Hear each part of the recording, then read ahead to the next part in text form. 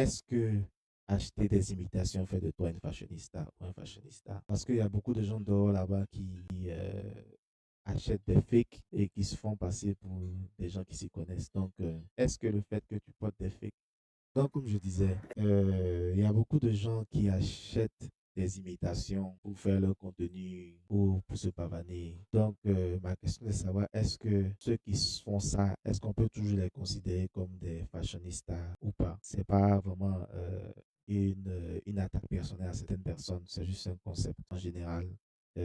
Parce que bon, le concept de fashionista, d'avoir la fashion, d'être une icon, est différent de tout un chacun.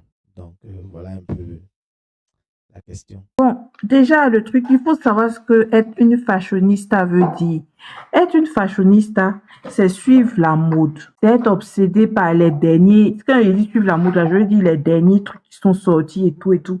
Mais est-ce que aimer les derniers trucs qui sont sortis, ça veut dire forcément aimer la marque? Parce que jusqu'à preuve du contraire, hein, quand par exemple une grande marque fait un chose, comment on appelle ça, lance quelque chose, on a aussi la version euh, qui n'est pas brandée. On a la version brandée et puis la version non brandée. Donc, tu peux suivre la mode sans forcément acheter les grandes marques. Voilà.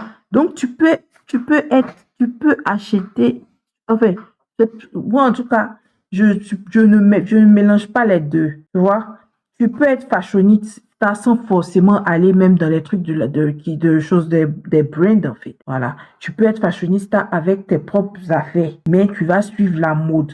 Suivre la mode ne veut pas forcément dire acheter les brand names. C'est suivre les derniers trends. Donc, voilà quoi.